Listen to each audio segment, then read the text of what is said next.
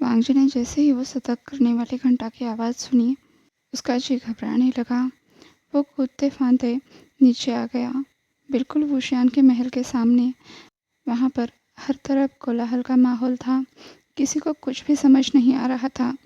वांगजी दौड़ते भागते अंदर जाने का रास्ता ढूंढ रहा था। इस पूरे भीड़ में कोई जाना पहचाना चेहरा ढूंढ रहा था, पर जब उसे कोई सहारा न दिखा तो वो वैसे ही भागने लगा और ढूंढते ढूंढते बड़ी सी सीढ़ियों के पास आकर रुक गया। वो अपने महल के सिवा राजमहल के दूसरे हिस्सों में कभी नहीं गया था, इसीलिए उसे इस हिस्से के बारे में कुछ भी पता नहीं था। वो बस भागता जा रहा था, वुशियान के महल में दाखिल होने का दरवाज़ा ढूंढते हुए। पर तभी दो रक्षकों ने उसे पकड़कर पीछे खींच लिया। वांगजी जोर से चिल्लाया, मुझे जाने दो, मुझे महाराज के पास जाना है, मुझे उन्हें देखना है। उन रक्षकों ने कहा, आपको आपके महल में रहना चाहिए लानगोंग सर।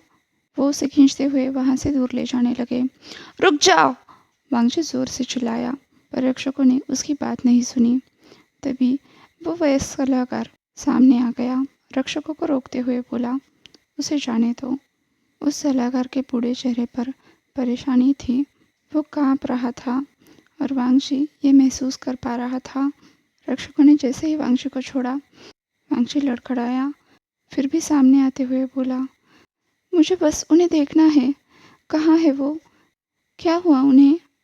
कृपया मुझे वहाँ तक ले जाइए। वांगजी बहुत बुरी तरह से रो रहा था, कांप रहा था।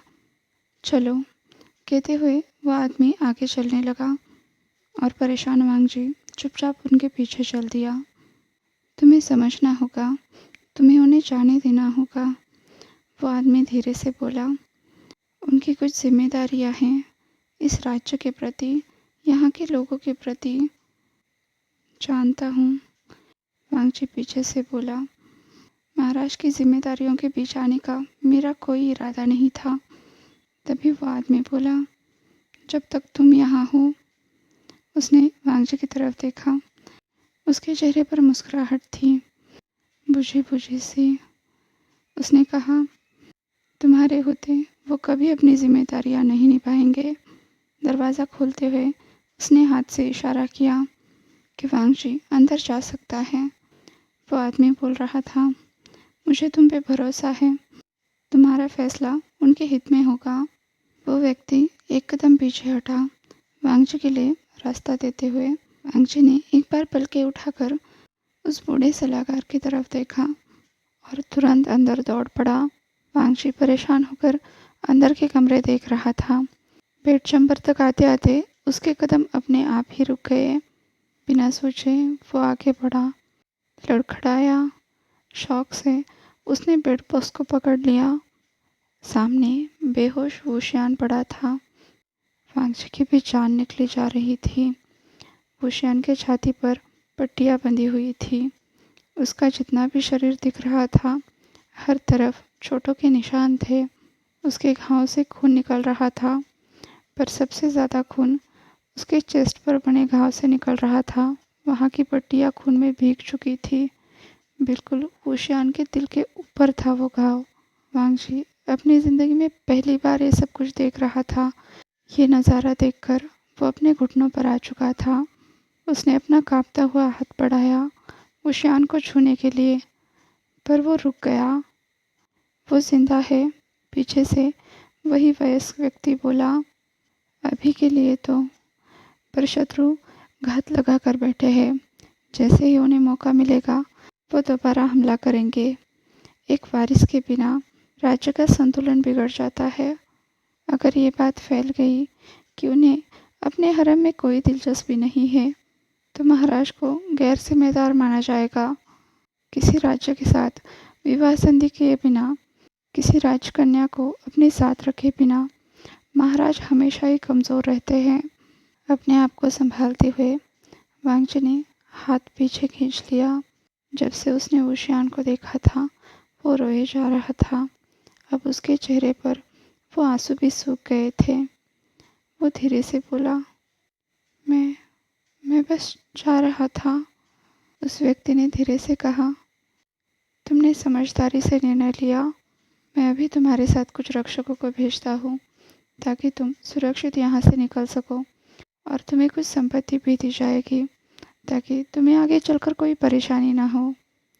वांगजी ने फिर से एक बार वुशियान की तरफ देखा। उसकी आंखों में दर्द था। वह अब उठने की कोशिश कर रहा था। वांगजी ने कहा, मुझे किसी चीज़ की ज़रूरत नहीं है। उस आदमी के चेहरे पर भी एक बेबस मुस्कुराहट थी।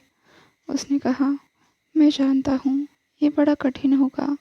अब तक वांगजी खड़ा हो चुका था। उसने गहरी सांस लेते हुए कहा, नहीं।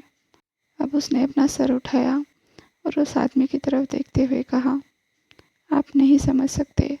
उस व्यक्ति ने कहा, तुमने उन्हें बहुत खुशियाँ दी, पर अभी तुम्हें जाना होगा उनके लिए। नहीं, पीछे से आवाज़ आई। वांगजी और वो वयस्क सलाहकार दोनों ने पीछे मुड़कर देखा। वुशियान को होश आ गया था और वो उठकर बैठने की कोशिश कर रहा था।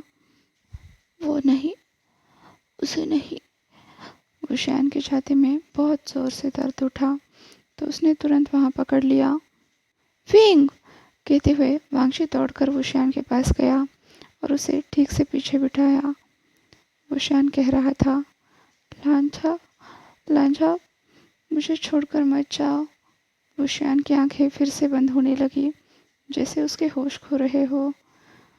मत जाओ, मत जाओ। वो बुदबुदाता रहा और बेहोश हो गया। अब वांगजी वुशियान के चेहरे पर झुककर उसके गालों को सहलाने लगा।